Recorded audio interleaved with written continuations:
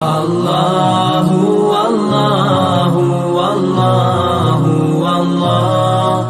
حضور علیہ السلام سے جب پوچھا گیا کہ حضور سب سے بڑا گناہ کون سا ہے، تو آقا کریم علیہ السلام نے فرمایا کہ سب سے بڑا گناہ یہ ہے کہ ان تجعل للہ ندًا، کہ تو اللہ کے ساتھ کسی کو شریک ٹھہرائے، وہو خلقک، حالانکہ اس نے تجھے پیدا کیا، تجھے تخلیق کیا، اور تو اس کا شریک بنا کے بیٹھ جائے، کہ یہ سب سے بڑا گناہ ہے۔ تو راوی نے عرض کی کل تو سما یو، حضور پھر اس کے بعد؟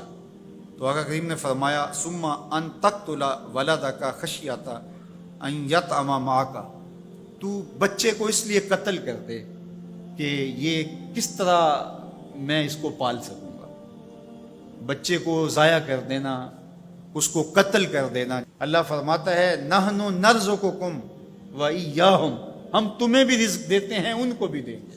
تیسری بات حضور نے فرمایا ان تزانی بحلیلۃ جارک، آپ ہمسائے کی بیوی کے ساتھ بدکاری کریں، تو یہ بڑے گناہوں میں سے۔ ہمسایہ ماں جائے کی طرح ہوتا ہے، اس کی دیوار سانجھی ہوتی ہے، اس کی عزت سانجھی ہوتی ہے، اور اگر کوئی شخص طاق میں رہے اور ہمسایوں کے گھر گھس کے ان کی آبرو ریزی کر دے، تو یہ تین بڑے گناہ جو ہیں ان میں سے ایک بڑا گناہ اللہ کے محبوب علیہ السلام نے ارشاد فرمایا۔ حضرت عبداللہ ابن مسعود رضی اللہ تعالی عنہ سے یہ روایت مروی ہے کہ لا احد اغیر من اللہ عز وجل، اللہ سے زیادہ کوئی غیرت مند نہیں ہے، اللہ سب سے زیادہ غیرت مند ہے، اور اس کی غیرت کا تقاضا یہ ہے وَلِذَالِكَ حَرَّمَ الْفَوَاحِشَ مَا ظَهَرَ مِنْهَا وَمَا بَطَنَ، کہ اس نے بے حیائی کو چاہے وہ پوشیدہ طور پہ کی جائے یا اعلانیہ طور پہ کی جائے، اس کو پسند نہیں کیا، اور اس نے منع کر دیا، اور لوگوں کو روک دیا، حرام قرار دے دیا، اس لیے کہ وہ خود غیرت مند ہے۔ غیرت مند مالک غیرت کا سبق دیتا ہے اپنی مخلوق کو۔ اللہ تعالیٰ قرآن مجید میں ارشاد فرمایا وَلَا تَقْرَبُوا الْفَوَاحِشَ مَا ظَهَرَ مِنْهَا وَمَا بَطَنَ، فحش کام کے قریب نہ جانا، وہ اعلانیہ طور پہ کرو یا وہ مخفی طور پہ کرو۔ تو مفسرین نے لکھا کہ جو بدکاری ہے وہ مخفی فحش ہے، اور شراب نوشی یہ اعلانیہ فحش ہے۔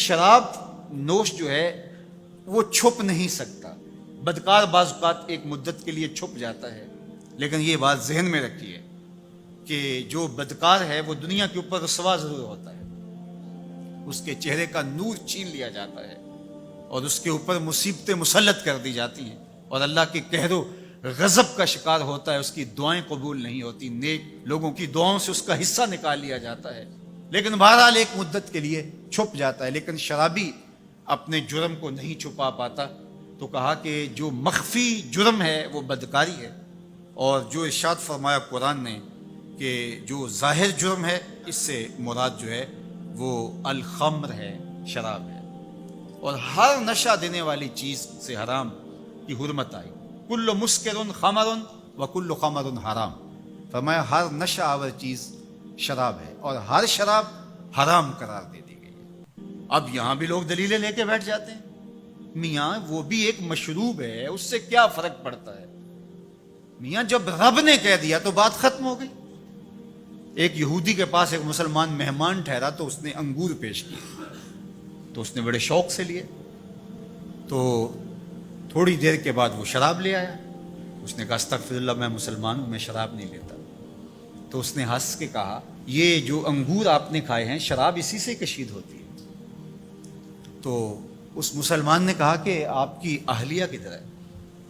تو وہ اپنی اہلیہ کو بلا لایا، تو کہا آپ کی کوئی اولاد بھی ہے؟ کہا ہاں میری بیٹی ہے، اس کو بھی بلا لاؤ۔ تو اس کو بھی بلا لایا۔ جب دونوں آ کھڑی ہوئی تو کہا کہ یہ حلال ہے تیرے لیے، اور یہ بیٹی اسی کی ہے، اور یہ حلال نہیں ہے۔ تو جب اس یہودی نے یہ بات سنی فقال اشہد ان لا الہ الا اللہ وحدہ لا شریک لہ واشہد ان محمدا عبدہ ورسولہ، کہا اتنی خوبصورت دلیل، اتنی خوبصورت دلیل، کہا انگور سے شراب نکلی ہے تو شراب حرام کیوں، انگور حلال کیوں؟ تو کہا مجھے یہ بتاؤ کہ تمہاری بیوی تمہارے لیے حلال ہے، تمہاری بیٹی تمہارے لیے حرام کیوں؟ کہا بات سمجھ میں آ گئی۔ تو میرے رب نے، بعض کا تو اس کی حکمتیں ہمارے علم میں نہیں ہوتی، اور حکمت نہ جاننے کی وجہ سے ہم کہتے ہیں کہ یار یہ بات سمجھ میں نہیں آتی. یہی تو ہمیں بتایا گیا کہ جو سمجھ میں آئے اس کو بھی ماننا ہے, جو نہیں سمجھ میں آئے اس کو بھی ماننا ہے. ہم جنت کو مانتے ہیں نا, دیکھا ہے. یار رب کو مانتے ہیں, دیکھا ہے. وہ سمجھ میں آتا ہے, تو دل میں تو آتا ہے, سمجھ میں نہیں آتا. میں جان گیا بس تیری پہچان یہی ہے. ہم تو سب سے بڑی حقیقت کو بغیر دیکھے مانتے ہیں, بغیر سمجھے مانتے ہیں. ادراک فہم کی حدود سے ورا ہے, عقل و خرد کے دائرے